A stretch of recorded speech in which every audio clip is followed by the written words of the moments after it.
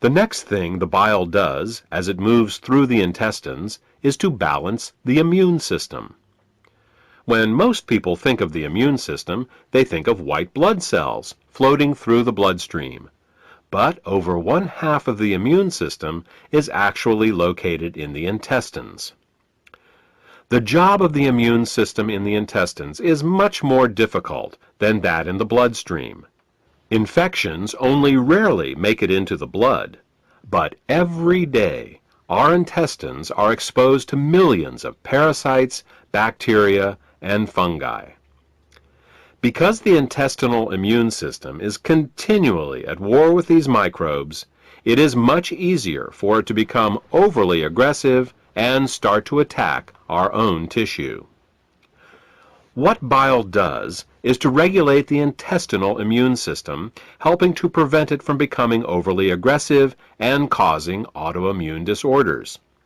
If you're suffering from a gut-related autoimmune disorder, it may be because of a blockage of bile flow.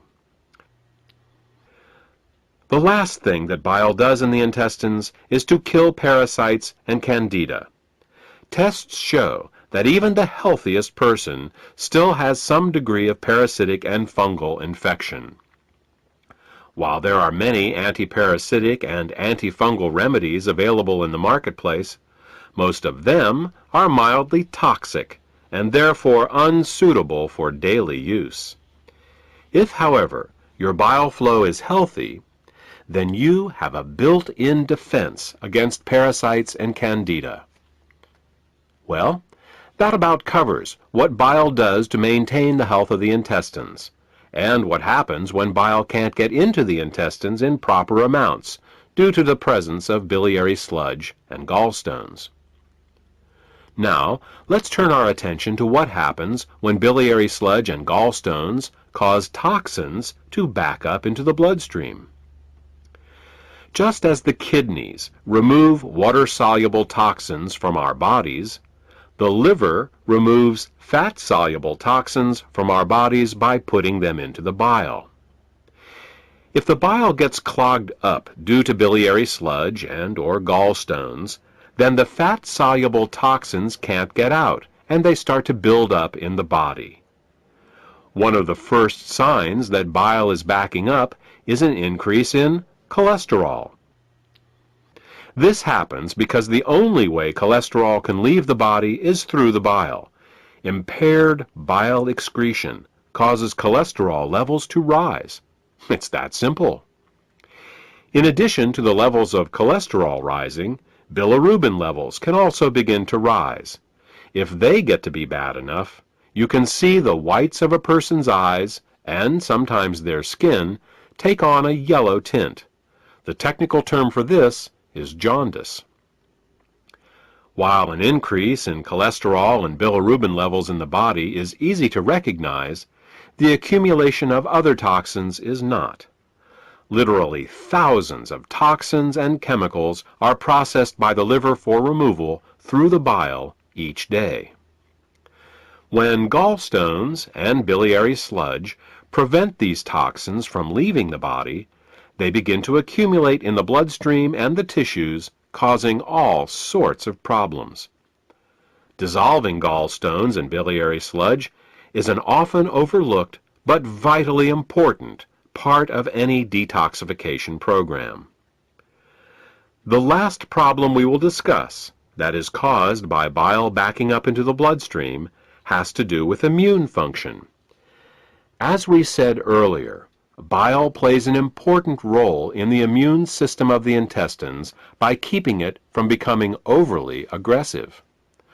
Unfortunately, what's good for the immune system of the intestines is terrible for the rest of the body.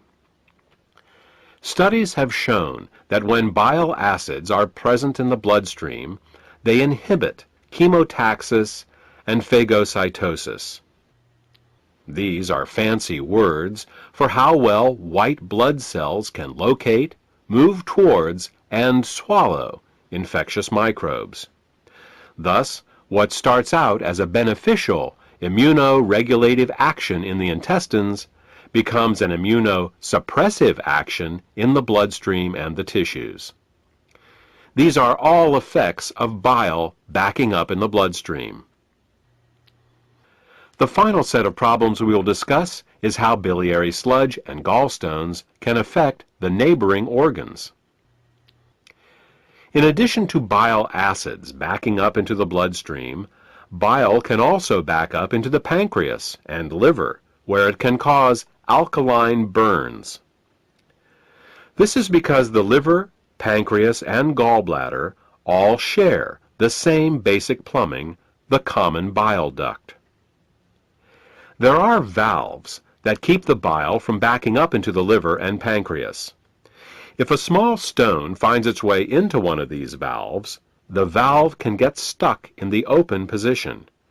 If this happens, then every time the gallbladder contracts to squeeze the bile into the small intestines, it can also squeeze the bile into the pancreas and the liver, causing caustic alkali burns and irritation. You see, very alkaline substances can burn us just as easily as very acidic ones. And with a pH of 9.5, bile is very alkaline. Mild alkali burns for a short time in these organs may only result in local irritation, but over a long period of time, these alkali burns can cause diabetes, hepatitis, and cancer.